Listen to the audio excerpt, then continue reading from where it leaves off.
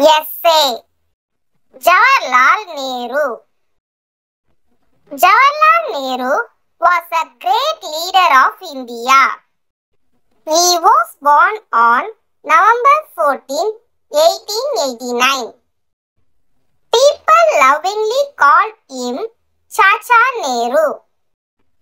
He loved children very much. Nehru was the first Prime Minister of India.